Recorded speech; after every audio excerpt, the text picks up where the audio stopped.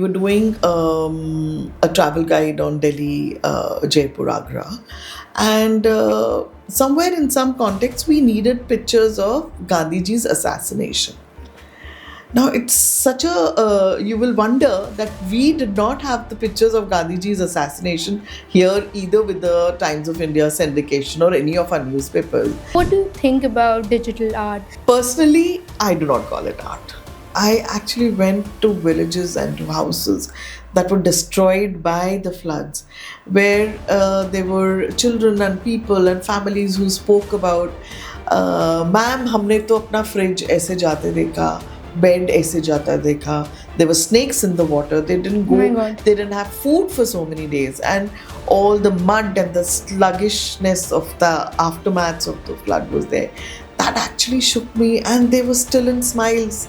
There were artists who couldn't even, afford a meal for their whole day. But वो लोग क्या बोलते थे, हमको आप पैसा दे दो, हम कलर्स खरीदेंगे उससे. Passion over money. So how could I help them? So I would tell them, आप जाओ और आप लो कलर्स. आपको जब भी खाना खाना है, come home, come here. No, there's a long way to go to. Of for course, you there's also. a long way further, So, but as of now, oh my God, it's like a Pandora box in itself. Like something is just keeping up. It's so surprising. I've never spoken about this to anyone, and it's just come in as a this thing that it's just been an outburst to you and about my own self.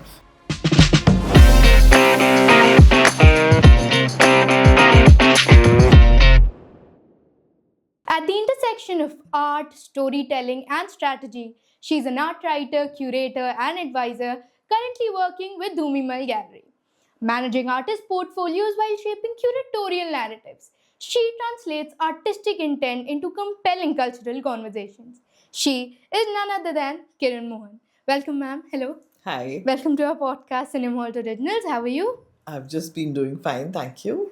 Well, I would like to start from the very beginning. How is it that you started your career? Well, it's a very interesting journey that I've had of my career, and a lot of people don't know about it. But yes, at this platform, I would definitely like to share this journey, which has been very exciting, full of knowledge, gaining a lot of learning. I actually began my career as a picture researcher. Picture researcher. Yeah. Now, those days, picture researchers were very, very few in the country. I worked with one of the, I think, the second photo bank in the country. It was called Photo Media. And I was just right out of college. I'm a literature student. And I wanted to study alongside and work. So that's how I was working for this picture bank. And picture researchers were a very interesting kind of a job where one learned a lot out of images. And those days, they were analogs, they were slides, they were negatives. Right now, we find digital versions, Yeah. but these were analogs. They were actually slides and transparencies, and then they were developed into photographs, and images were Just developed. it out, out we're of- talking about those red rooms where you had to convert negatives into Correct, photo. correct. So I happened to work with one of great photographers, Raghurai ji. Namas Bhojani was my boss. And I started with the India Today group, the Business Today magazine. And I started as a photo researcher there, putting up their photo library and, indexing them, cataloging them. So that's how images started and happened in my life. What exactly is the role of a photograph researcher? Okay, let's say we are doing a book. Okay. And fine, let me take you to the basics. Like if you're working for a magazine, the magazine would probably carry content or stories on, let's say, business tycoons. They might do a travel page, they might do a food page or something. So the writer, you get a brief from your art director to say, we want to use an image of this place or probably this building or an architecture, or probably use a profile shot of, say, any business tycoon, let's say any of the Ambanis. So photographers are commissioned with the specific brief to say, okay, we want bust size, or we want them in a natural environment, or we want them in a conversation. So such kind of specific briefs are given, which the picture researcher works as a mediator between the correspondent and the photographer who actually goes and shoots. Okay. And her or his responsibility is to get all the pictures developed, to get them on the desk for your editor to begin work. Then he edits on the pictures and gives it to the respective department. Okay. So picture research basically also is another kind of thing. If you don't have availability of pictures in house, or you're not commissioning, and you need pictures from other photo banks. Now there are photo banks international. You must have heard of Link Picture Agencies, Getty Images. So the brief that you get on the context, or probably the content, you have to go and look for pictures likewise. Okay. I'll give you a very small example of when I was working for this travel guide called Dolling Kinsley group. We were doing a travel guide on Delhi, Jaipur, Agra, and somewhere in some context we needed pictures of Gandhiji's assassination. Now, it's such a, you will wonder that we did not have the pictures of Gandhiji's assassination here either with the Times of India syndication or any of our newspapers. But I got the picture from the Link agency in London, where they were kind enough to send their 120 formats. They're different formats of transparencies that they store with themselves, and that agency sent me the picture. We used the picture in the book and sent it back. So of course we have to pay a price and all that for it. So picture researcher works around the briefs which is given on the story or the content. So that is what is important. And to understand the brief properly, it's a very interesting thing to understand it properly and to execute and get the right picture.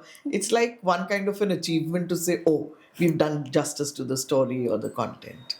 It's something that I've never heard of actually. I've never heard photograph researcher being someone's job profile in the very beginning, right out of college, as you said. How Well, did it's a you get very, your first job? I'm very curious. like I said, I was studying in the morning and I was doing PR and advertising. And in the morning, I was looking to do something. So, very interestingly, a friend just put me onto this photo agency where she was looking for interns. So, you would caption the images, you would put codes of the photographers there. So that's how it all began. And then there were like travel magazines coming in to look for it, advertisement agencies coming and looking for it. Up to everybody gets, photographs commissioned. Yeah. It wasn't so accessible. There were professional tabletop photography, there was professional fashion photography. So your content was very derived and specified, and you had different kind of photographers covering. So travel photographers अलग होते थे, आपके ads को shoot करने के लिए अलग होते थे. सो that's how I got interested, and it just grew and grew. And incidentally, after this, when I got into art, so art also came to me as visuals because, all the artworks were shot, paintings were stored, and there were digital versions of it. So the interest began like that into art. And then I just got sucked into me knowing more about art and getting more to know more about senior artists, masters, senior contemporaries. And now I'm trying to explore on the youngsters who are like, there is a humongous talent that's all around and lots of experimentation with lots of mixed media happening. So I'm also learning, trying to get in there.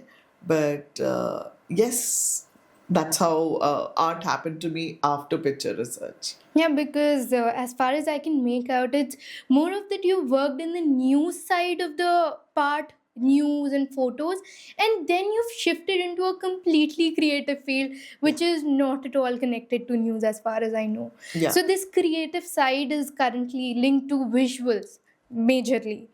Be it news, be it creative side, you have been linked to visuals. That is your part. Okay. You mentioned PR and advertising in between. How that happened? Because you said you were a literature student, you worked as a photograph researcher. Those days, PR was the most happening thing, incidentally. So, obviously, you needed a good English writer and you needed a good vocabulary to put your press releases together. So, I thought, chalo, let's get into PR and advertising again. Those punchlines that you need to put, the a six-liner content that you need to explain your whole ad on. So, I thought it was happening that time. I thought I'll get into it.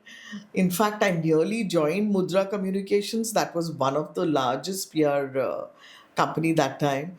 But then I still continued to be with my magazine. That is Business Today. Then went on to Outlook, Database. This was forgetting the name of the magazine. It was Data Quest. Okay. So by and by, basically, how I grew is I grew along while I learned and worked. Okay. So you put together a content system which was called a central news system where you dumped in all your newses that were coming in from various metros, and then you would edit them. So editing also became a part of it. So that's where I was exercising my knowledge of PR and advertising, because editing was one of the papers. Then you got into putting books together. So we did one very interesting book on Brave Hearts. This was the book was called Brave Hearts, and it was like all these children and people who saved lives of other people. Godfrey and Phillips. Okay. I got the name. Godfrey and Phillips had gotten together, so they would give out awards to these people who didn't bother about their life and saved other people's life. So this whole interesting thing about how Mumbai floods had happened that time and how people saved lives of those people, how people swam into floods and reached out to people with food and all. So it was like documenting everything in a book. So again, exercising both your editorial skills and your picture research skill happened from there. Coming on to, you've done PR also, you've done photo researching also, you are in the creative field also. Which one job profile you would never forget? Of course, you are still connected to the creative field and managing artist portfolios, but if you had to choose one. I still feel photography still lies very close to my heart. I somehow had that intuition that you would choose that. Yeah, and I still feel मैंने कुछ किया नहीं अपने photographers के लिए, because I meet lot of friends who keep telling me, hey, you digressed into art and you did nothing for photography, nothing for photography. But I still feel photography is still very close to the heart. And I tell them कि even if I go blind, I will be able to tell you which photographer this picture has been shot by. So it was so much of involvement, so much of relating with your work. And I'm happy and blessed that, over all these many years, 30, 35 years that I've been in the industry, I have been learning and I have done what I was passionate about. And I'm still passionate about a lot of things. And the journey is ongoing. So You would have worked with a lot of artists, a lot of portfolios you would have managed. Any five that you remembered the most, like they are very memorable to you and they're going to stay by your heart very closely? So I'll mix them up with photographers and the artists who Yeah. I've been seeing and watching along right now. One was Raghu Rai ji, of course, Satya Paul ji. Namas Bhojani was my boss, and we learned a lot out of him.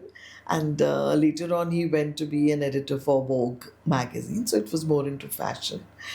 And in terms of artists, I have actually interacted with Sohan Kadri ji's work. And in the contemporaries, I would say Kanchan Chandar and probably Arpana Kaurji. So these are the few artists who I really relate to, being a woman too, and as of interest. But yes, there are several youngsters also who come along. There are a lot of photographers also who are now shooting, and I am in touch with them. But these are a few people who are really close to me and close to my heart in terms of the kind of work they do. What peculiarity that you find in their work? Is there any sort of difference or uniqueness? Of See, course, an you artist like is unique. something or you work for something if you're able to relate with the themes or you relate with their works. Again, Kanchan is very women oriented. Atma Kaurji is also women oriented. Being Satya Paulji and not Satya Paulji, Raghurai ji. It's more to do with the day-to-day life, the features. S. Paul Saab is what I wanted to say. S. Paul Saab, again with all, let's say, probably the Ghats or the Banaras. This thing is the first time that I actually saw people. Okay, let's say it's more about people. It's more about what happens in their day to day life. What are the struggles that you do, whether it's a rickshaw puller or whatever. Now, these days, you don't see anything. The younger generation today probably will only find them in books. So, I'm happy, somewhere the picture research field came in, the photo editors came in, because I later on went to be a photo editor too. So, these books were documented, the works were documented, which probably will help you in today's world, you all, to see what was India like before or what was the world like earlier. So, So, you've said that you are also very much interested in the field for younger generations because they have a certain type of talent that they bring on the table. What kind of difference do you see in the work of a youngster and an established creative person that you work with? see, the youngsters will always have a curiosity or probably a very intriguing nature towards exploring more on the technology side. They are more savvy than what the earlier photographers were, and or probably the earlier creative people were. But yes, they too use whatever was available for them in whichever understanding that they did. But the youngsters are more quick, and probably they have a more open field to explore on. Quick in sense? Quick in understanding to say, okay, if I put, let's say, the sand along with some other media, I know how it will reflect. They have the technology where they can shoot it, they can create it, they can probably use them as references. All this was not there with the earlier artists. It was what they thought, what they breathed, what they felt. Their emotions were transferred on the canvases or the papers or the sketches, drawings, whatever they did. Okay. So that's a major difference of the availability of the resources It's that more were of there the then. current scenario that influences both the Absolutely, generations. absolutely. Because current scenario in terms of our society, our political conditions, that were there then also, and that's how the earlier artists or the creative people adapted, and so much similar to what is happening in the current days too. Okay. Now that you've mentioned that technology really plays a role in the field of youngsters, I would like to ask you about digital art. What do you think about digital art that people create using different softwares and mediums over computers or digital devices? Personally, I do not call it art. Okay. But one has to see the kind of results that they create by putting in so many softwares or using so many softwares together. But I somewhere am a little apprehensive about it as art. Why, I ma'am? wouldn't. I feel it's a machine that's creating, helping you create something. ठीक है, आपका vision है, आपका creativity उसमें use हो रहा है, but I would still be a conservative person on It's not calling absolutely it okay. art. I would probably just call it a good creative presentation or a Yeah, not an art, but it's a creative yeah. thing for sure. Okay. What do you think is the role of AI that plays in the artistic field? Like, is there any influence of AI particularly that you can see? Or are you saying that it's still safer from it? No, it's not safer from it. We cannot ignore it. It's happening everywhere. But this is a very interesting topic also to explore. And I have been moderating a few sessions where I have brought these questions up also on, AI being part of art. But I really don't think it can take you to a certain extent. But eventually, it'll only duplicate the effort. I mean, if AI creates a flower and you've given a specification, a command to the AI to say, "Mujhe yellow color chahiye. I need it as big as a chrysanthemum." I mean, how sure are you that the same input or probably an instruction would come, a command would come from someone else, and it might just replicate the same thing and give it to you? So I do not think AI kabhi interfere itna kar payega art mein. Like people are using it to compose letters and compose paragraphs and all that. But still, we go back to our own intelligence, na? Yeah, that's To true. rewrite the whole thing. Now if I'm addressing it to a senior person, or I'm addressing it a letter to probably let's say a senior politician or whatever, आप AI से लिखवा तो लेंगे, but it will not guide you to be writing the correct protocol, the way we have to follow the whole thing. So ठीक है, AI could be just a help. I do not think it will actually make so much of a difference. Okay. Now that you've also worked in the field of PR, I would like to ask you this, that because of AI being integrated so much into different fields, it just is penetrating deeper and deeper and deeper day by day. So, in PR specifically, because we have a lot of writing, we have a lot of work, what do you think companies prefer AI as an expert in the field, or do you think they are more reluctant? I don't think I will be the right person to answer that, because I have not been exposed to any such field where people are using AI, you Okay. know. So it would be wrong. This is only my opinion, where I feel कि AI उतना help नहीं करेगा. It'll only just keep replicating and duplicating the same content, is what I feel. Yeah. But I've really not been exposed to this, because personally I don't use it. I still sit down and write my own notes, and I still sit down and take my own notes. And You haven't used AI even I once? haven't, not even once. I Oh my mean, god. there are people who are using this Chat GPT and all that.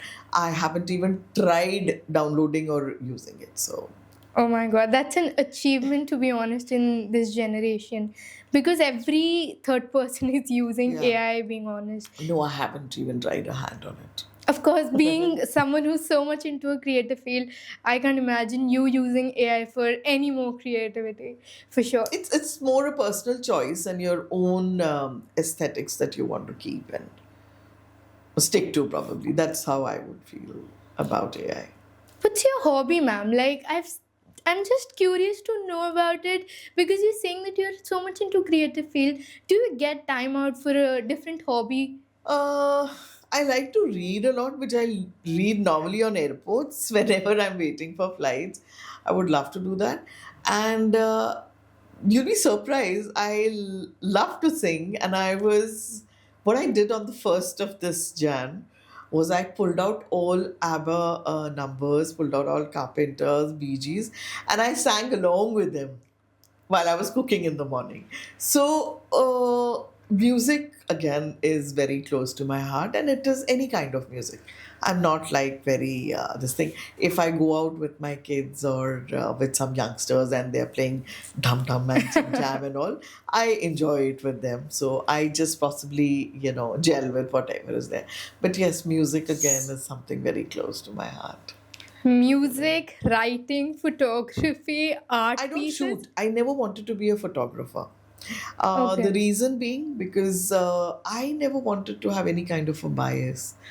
If I shoot well, my picture would be the best picture. So I said I will never be a photographer, but I will learn everything. the lenses, the light, the aperture, whatever. Up to sub digital ho gaya, but those days it used to be a lot on compositions and everything. So yeah, I'm a student from journalism and mass comms field, and I know, like, knowing what you're saying, the aperture, the lens, and yeah, everything yeah. that you've learned about, it's surprising that you're so much into photography as a field, but then you're still knowing Not it a inside photographer. yourself. Yeah, You're like, no, I'm not going to do yeah, photography. yeah. I know what I'll be doing if I did photography. Because I did my job of picture researching and editing and whatever. I never wanted to be a photographer on my own.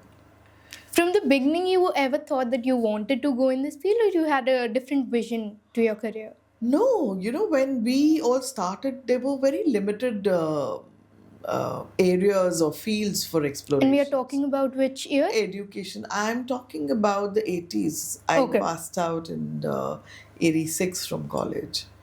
And no, I went into college 86, 89. I passed out.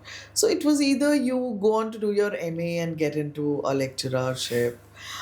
Creativity, I mean, writing for magazines, and it was there around, but there were no courses. Courses happened only much later. I mean, really formal courses like having one in Jamia and all that. Very few people knew about it. All of us knew either you become a teacher or you go The very to conventional fields. very conventional. In fact, I remember when we used to have press duties in while I'm being in business today. The neighbors where I stayed would ask my mom to say कि आपकी बेटी ऐसा क्या काम करती है जो रात को आती है and all that. So, very difficult it was for me to explain also that I work in a magazine as a picture researcher.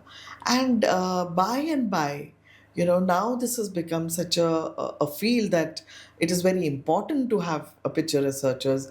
You need to have a photo library, which has to have a proper cataloging, proper cross indexing for people to pull out and have access to all the pictures or access to content now, because content now is being created in all forms. आपका video clips भी हैं आपका I Short don't form know, content, yeah, from yeah. scans to whatsoever. So it's basically become more content oriented. But yes, how do you access all that was how we were beginning to explore. So then softwares came in, and now also there are like lots of softwares that also house your scans, your video clips, your movies, everything. Now that you mentioned movies, are you really much into movies? Do you watch movies on a daily basis, or it's I just would love to, but just don't have the time time? to do it. And I don't even get time to actually watch your OTT or probably any of these series. But yes, this year I'm thinking I will get onto Prime videos or something like that and start Oh. watching some this thing. There's a lot of interesting stuff happening there. Ma'am, so whenever you have time, what do you think that you need to visit? Which are the places that you think that you visit the most and you have the most time to be there? You enjoy your time there. Uh, I'll be very honest, for the past 3, 4 years, I have loved and I have started visiting artist studios. Artist studios. Yeah. What's the So, difference between studios, galleries, and exhibitions? okay. Now, artist studios are where the artist sits and actually works. Okay. Whether he's in his apron or he's in his pajamas or whatsoever. That's his, The root place. yeah, that's the way where he is natural, Raw. where he is himself about. So that has his canvases, that has his colors. I mean, it's the most disorganized place probably for a few this thing. But yes, I have visited artists who are sculptors who work with probably clay. There are sculptors who work with metal. Then there are artists who paint. There are artists who create their own papers, the medium that they want to work on. So this is something that I got a curiosity to say, no, it is very important. If you have to understand the artist, you have to understand where he works. and what are his routines. And let me tell you, it's very surprising. Lots of these artists are very disciplined. They have a time to get into their studios, and they have a time to get out. Generally, I Um, feel artists are very much moody. Like they are very mood based. Whenever they want to, only then they would create whatever they but wish then to. they follow a discipline of their own. During the corona, you see so many artists that so much of work, because we were all confined to our houses, and they were not allowed to get out. But I think the best work that they did or could put out was during the time when they were confined to their homes. And you asked about galleries. Galleries, of course, showcase different artists. Galleries have their own collection. The owners have their own personal collections, which they do over a period of time, probably of the artists that they have promoted or promoting now, or they hold residencies of. Exhibitions are basically, it could be a solo exhibition of a artist, or it could be a group exhibition. Okay. And exhibitions are again of different kinds. It could be, let's say, a conceptualized ones. Right now, there are lots of exhibitions which I've been off late seeing, which are more around concepts. There are some dark exhibitions also. Dark exhibitions, as in? The works are dark. There is a apprehension about हम काला रंग का painting घर पे नहीं hang करेंगे, or we will not. Now the understanding of darker works, whether it's just the color or it's the expression of an artist, are being understood by the audiences. People are taking interest in understanding why the artist made a woman in a black face with no eyes, Is it because or of the emotional it's expression? more about emotional this thing. And I think it's more about the interest also. Earlier it was like हमें अपने घर में एक painting टांगनी है, so it becomes like a status symbol to them. Then the status becomes when you say we have a Hussein painting in the house, so it says, oh, like you have a Hussein painting. Then goes on to a Razas and other progressive artists, different kind of artists.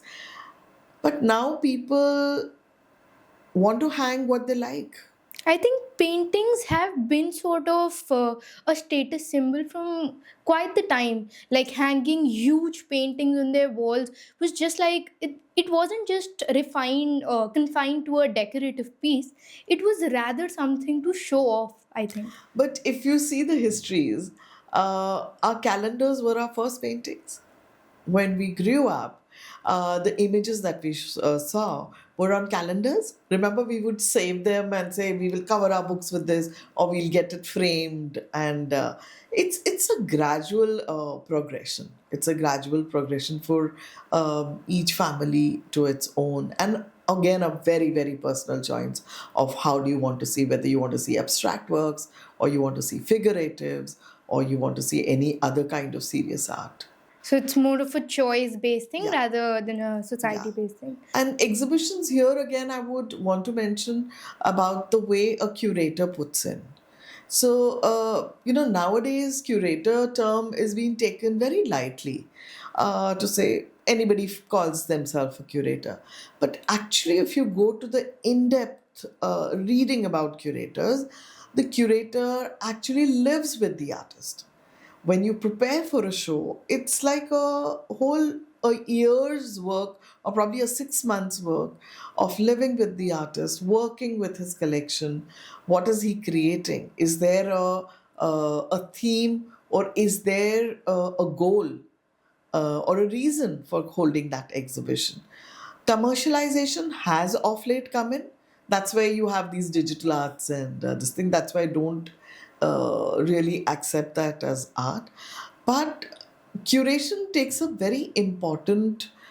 a very important role in the exhibitions that we see. So if you start going to different exhibitions, you will be able to decipher on your own to say how well curated or put together a work, a piece of a solo exhibition is, or a group exhibition is. Where is it taking to?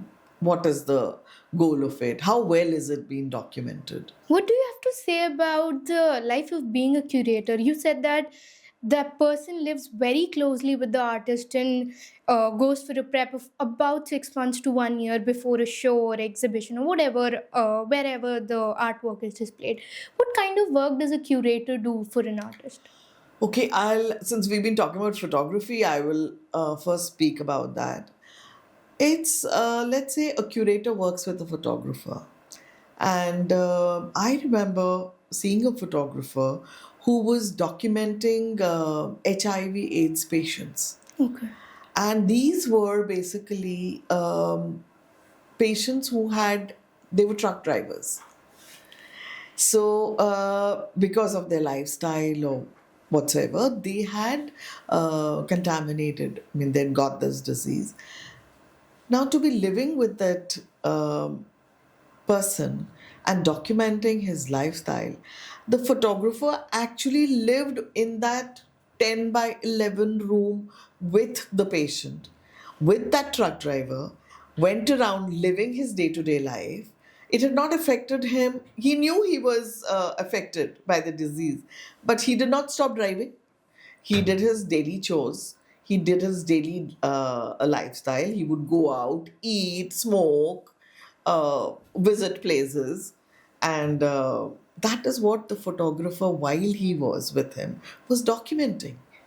And when the curator and the photographer were working together, the curator was able to interpret it on the walls uh, of the exhibiting area, and the photographer or the person who was putting the content together was able to put those emotions of that person, capturing them into images which spoke. They say visuals speak.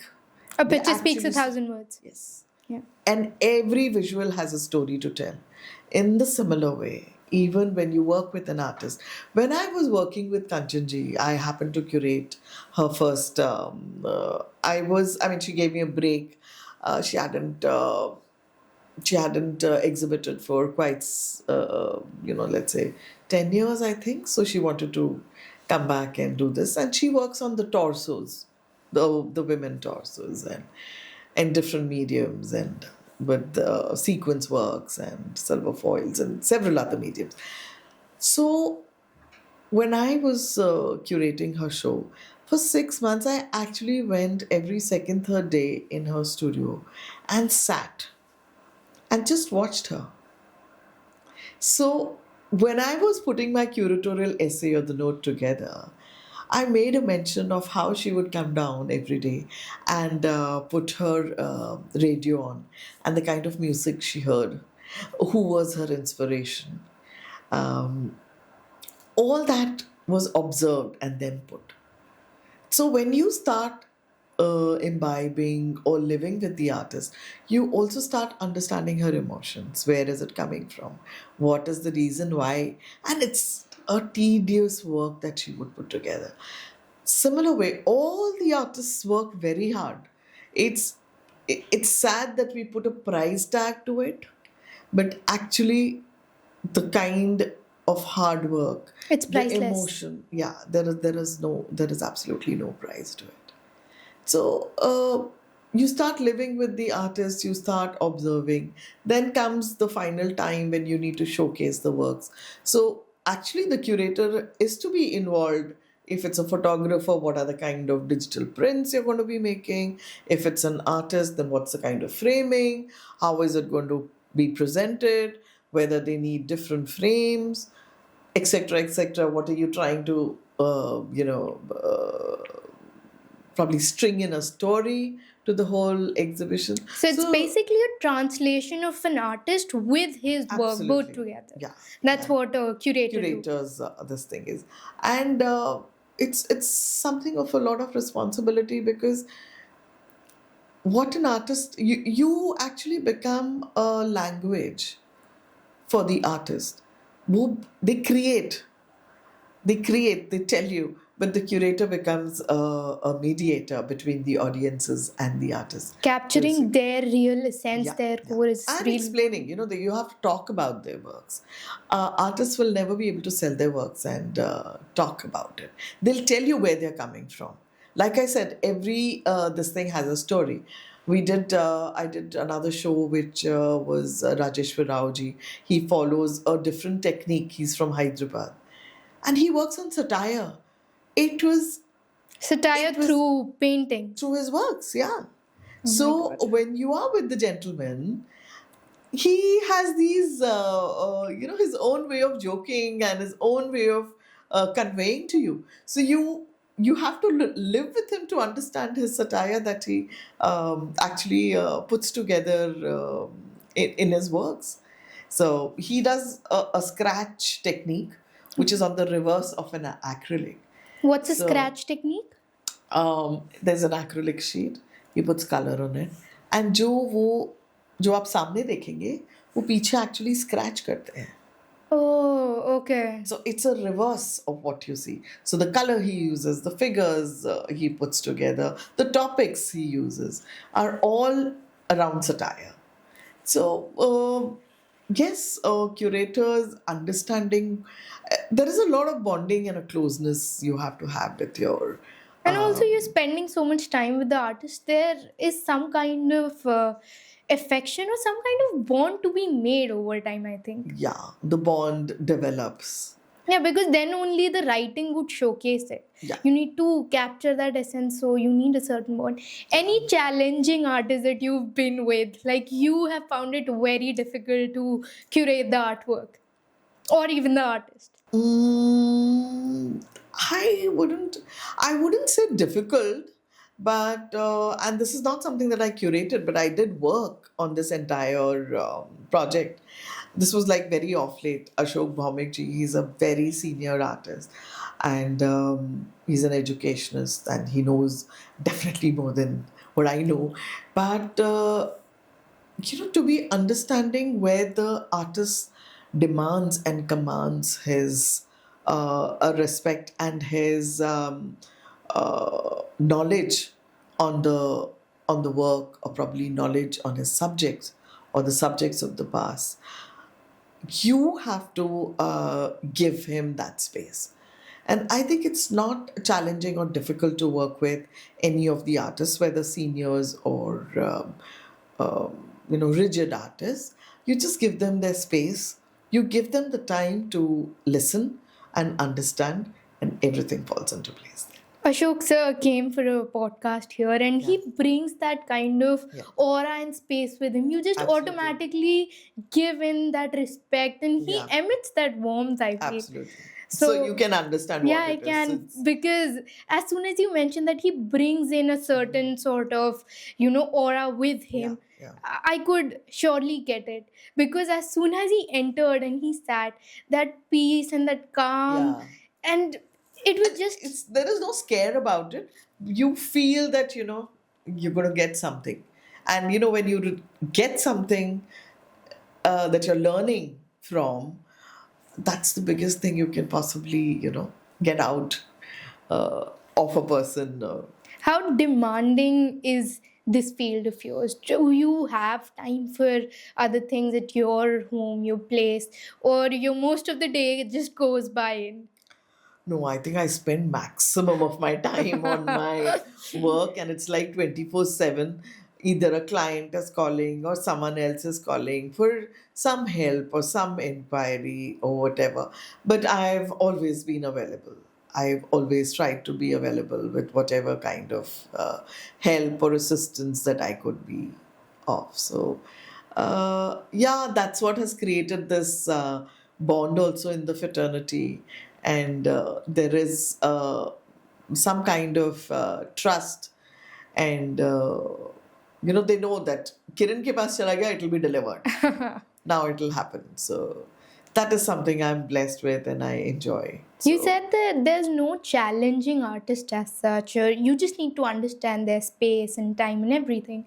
But have you ever had an incident where you just woke up and you thought that I'm just stuck here? I don't know what to write anymore.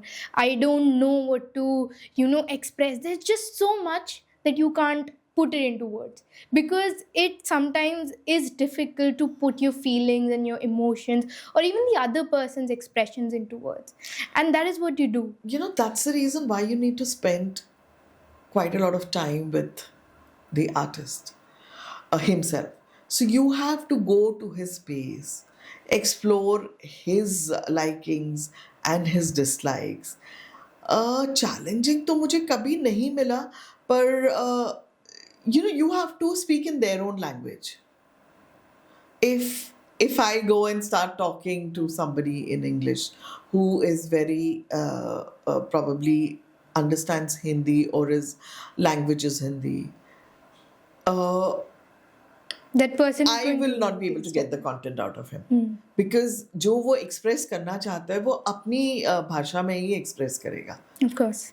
and better express करेगा. Yeah. So how we put it into a different language, it all depends on us. And I never record my conversations. You I never record your no, conversation? I always make notes. I Oh, always my make goodness. notes simultaneously. So I never transcribe any of my this thing. So it is like when I have spent time or probably a few hours with an artist, I make my own notes, and the very same day, I go back and I relive that moment. बहुत सी चीज़ें हम note नहीं कर पाते हैं, पर कुछ ना कुछ ऐसा याद आ जाता है. And one thing I regret is I wanted to do Ashok ji's interview actually.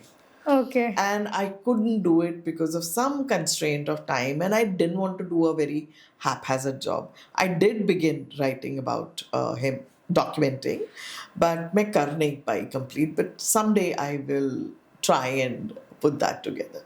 And I can't do a half-hearted job. That's one thing very. I'll not step into it. Being from a creative field, half-hearted thing is No, not. it'll start showing. It just starts showing on you that it's been done enough. So, and I have a different style of writing, which I feel I let my audiences start living while they read and living the life that the artist probably lives. Could you, if possible, could you give us an example of what kind of writing style do you follow? Just a normal. Very natural, just very natural. The way I'm talking to you, I will probably document it just the way, with a few humorous things and a few snippets of, or probably go back to their older times and ask them about their childhood or something like that. That's something that I try and create. Their Honest past, conversations. yeah, with their past and with their today, and do they remember something about their childhood which has left them in a state today and they would like to go back. And as one grows and as I'm growing, I also feel your childhood really becomes and stays so much a part of you. So I'm sure it stays with everybody, with everybody. Now that you mentioned childhood, I would exactly put your question to you only. How does your childhood affect your job or the way you think? And also, how was your childhood like? It was hard because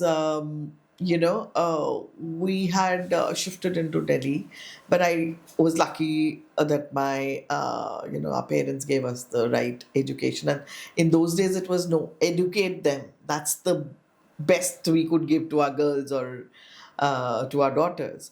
So it wasn't a very happy this thing because I was an above average student. I was very bad at maths. So mera to pura maths ka number you would go out of, my whole percentage would come down, and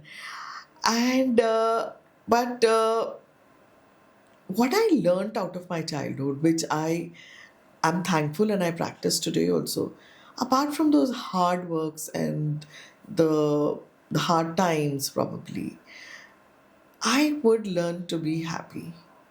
And my happiness came out of sharing of joy. If I shared something, if I felt I made you smile today, I would be happy with that. And I began to realize that I'm more a giver. My happiness comes out of giving and the sharing of joy. So मैं अभी कभी sad नहीं होती. You'll never see me getting low or sad. I will bounce back. I will bounce back. So that's where I feel I've learned a lot out of my childhood, and it has made me what I am today. You mentioned that you shifted to Delhi. Where are you originally from? I'm originally from Madhya Pradesh. Okay. from MP. That's where my grandparents and my parents were from.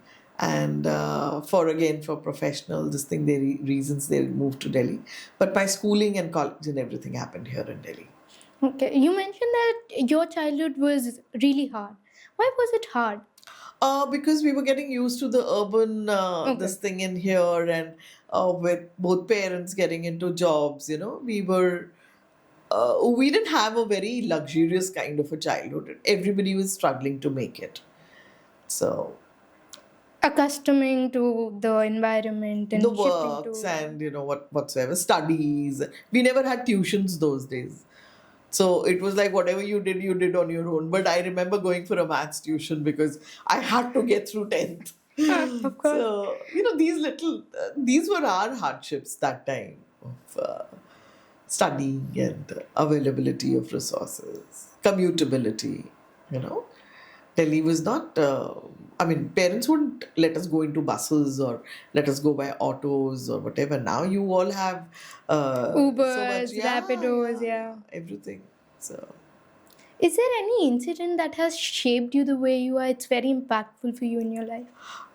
like I said, the joy of sharing and giving. I went into Kerala when the Kerala floods had happened. I do a lot of work with my church and with some NGOs. So they had put me as a financial advisor and as an observer to go and see whether the financial help actually reached these people or not. And that was the moving point in my life. I actually went to villages and to houses that were destroyed by the floods, where there were children and people and families who spoke about, "Ma'am, हमने तो अपना fridge ऐसे जाते देखा, bed ऐसे जाता देखा. There were snakes in the water. They didn't Oh my go. god. They didn't have food for so many days, and all the mud and the sluggishness of the aftermaths of the flood was there." That actually shook me, and they were still in smiles. And they would come and touch me and say, "Thank you so much, we got the help." But I did nothing. I just went there to, Documented.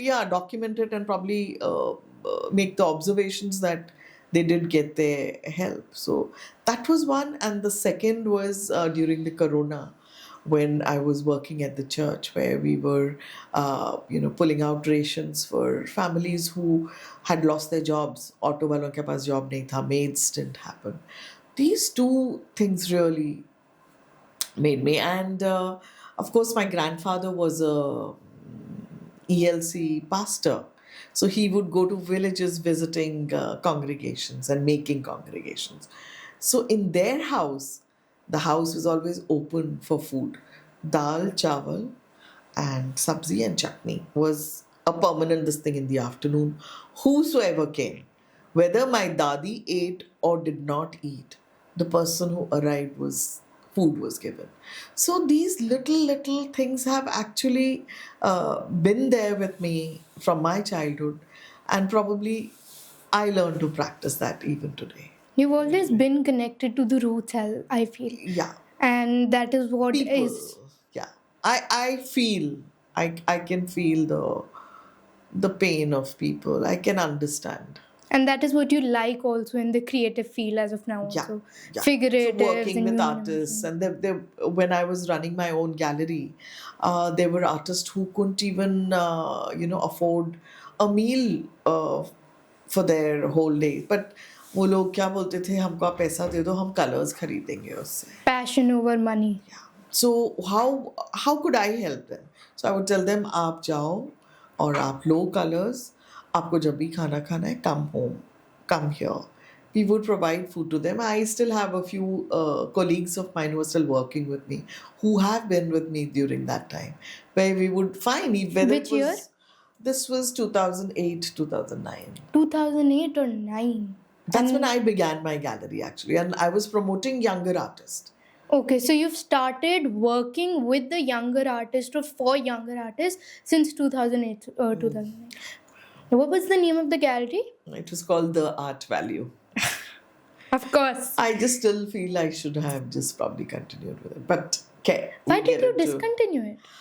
Uh, It was, I think, because of my children, because they were getting into college, and I think it was dividing time, and here rentals were going. I don't belong to a business class family, so I was doing a part-time job to put my rentals and salaries together. And then I had Dada Siddharth Tagore, who told me, who was probably starting an auction house. So he said, "No, you come over," because I did have an experience of an auction house where I was working with Oceans for I think a good 3 years, 4 years. So that's how I put an end to my galleries. But sometimes I did feel I should have probably carried on with it. You But said that anyway, you work with an auction house as well. What yeah. goes behind an auction house? It's very, I hope you've seen the movie Welcome. Yeah, Yeah, there is an auction scene that yeah, yeah. happens. It just interests the audience so Well, much. that's just a process of it, but it's actually auction houses work a lot because you know auction house actually has taught me a lot to be handling masters works, because you learn to, your eyes get trained. You need to learn to train your eyes actually from there. You gather the knowledge about which year what works were done, what are the signature works of known artists or the well known artists. Then you learn to do the due diligence on each work. So like they say ना, police वाले हर चीज को doubt करते हैं before they start believing you, whatever. So any work that comes, so it's specifically in today's times, since there are so many fakes roaming around, uh, this is where your knowledge, when the auction houses insist on your due diligences, they insist on provenances, they insist on the lineage, where you bought it, how you bought it, is there any evidence of any transactions, whatever, the various kind of questions that put together. Well, One has अभी to have a nose for news kind of a thing. या to उसको परखो अच्छी तरह, तो that helps you also get a little disciplined also, and you make a checklist out for your own self to say that you have to follow these procedures to be moving forward. So this is what auction houses teaches you. One of my professors always mentions this. Like, he's like, whenever you're working on something, dissect it Yeah, completely. yeah, You should know everything back and forth, dissect it completely in the form that you know everything about it. yeah, yeah, And you learn and you educate yourself about every aspect of what you're working on. yeah. So that is, I think, what an auction house job is. You have to learn at every stage. It's a learning at I think every learning stage, is imperative. and the more years you put in, the more better you get. It's like now there are lots of these youngsters who get very confident, who say, "No, no, no, ये तो fake है, ये तो वो है." But you cannot spoil a work. You cannot be so unreasonably audible in public to call a work correct or not correct. How do Because you define a work which is fake and which is raw or real?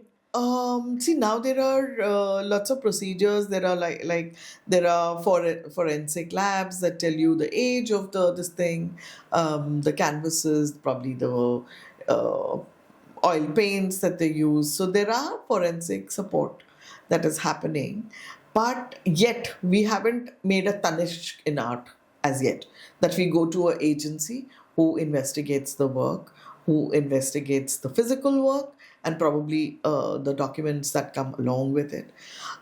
That's something that the art market or the art fraternity is yearning for. I'm sure it will happen someday, because we need to stop the sale of these fake works or incorrect works, is what I call them, because we are only spoiling our own market. Of course. And then you're playing with the money of so many other people who probably pros may matter or not matter to them, but eventually it does. You can't get a collector to be collecting a wrong work. So for the audience, it's basically fake work is something which cannot be detected, or it is No, it's something. it's it's some kind It doesn't of have a history as such. professionalism. Yeah, yeah. No, no. There are professionals who will tell you whether the work is correct or not correct. So that's why they say buy works from reputed galleries, buy works from sources that are good, buy works from auctions. Auctions are now coming up. Several auction houses have come up. But yes, there are art advisors who will probably put that soul and search and probably pick out that tinka from the whole sack of grass to say whether the work is So it's good or not. basically a complete investigation in itself. Yeah. It's very awakening kind of a thing for me to know how much goes in, because you don't actually get to see Yeah, the yeah. real inside raw picture of these places. Yeah, no, there's several sects and several arms to this, is what I would say. Even for galleries to function, for galleries to keep up to the reputations, for galleries to showcase, for galleries to even store as basic as store art, it's a challenge in its own self I because would they're like to, physical versus. sorry to cut you, but I'd like to go back to the place where you mentioned that you were hired as a financial advisor as well. Uh, it What was is more an that? observer and advisor in the sense they give you a budget Okay. and they give you the number of families or probably the village कि उसमें इतना families हैं or each household is like 4 people or 6 people.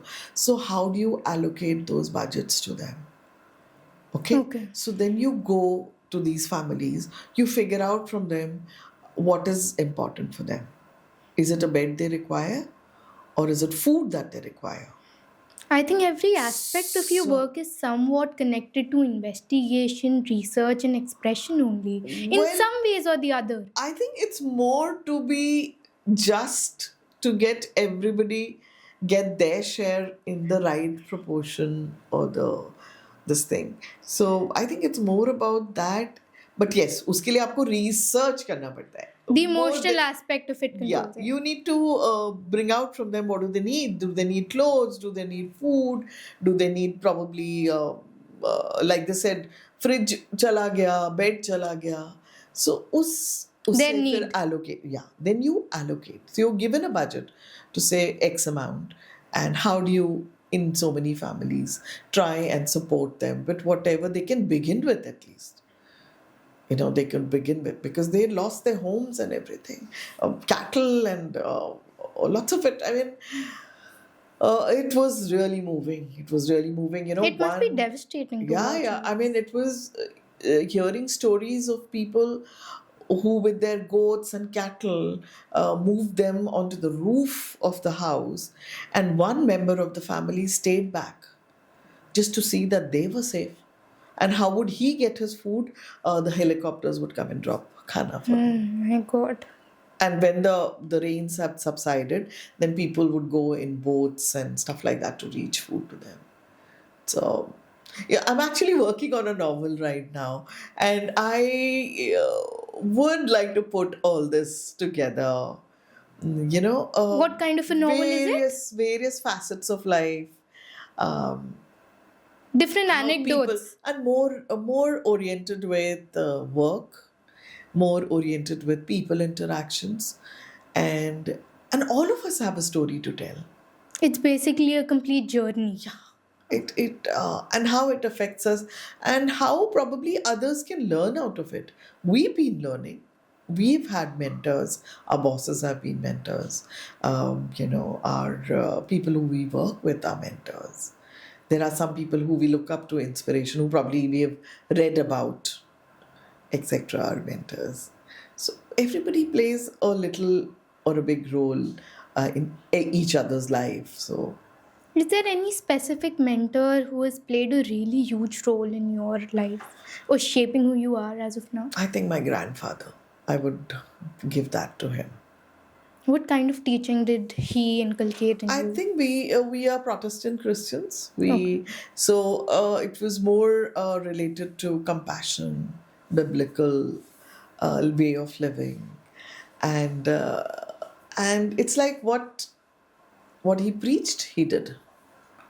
So that is something that I was witness to, and that's really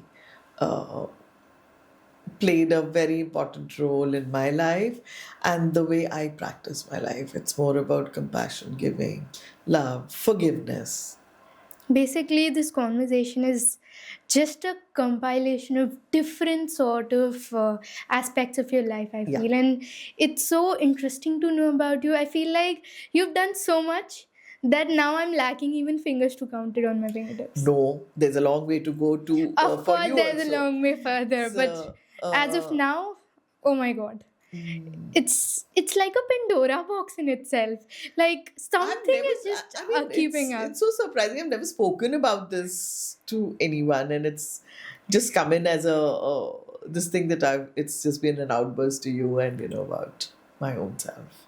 It's a it's really honorable for me to hear that coming from you, that you've never shared it with anyone but shared it here.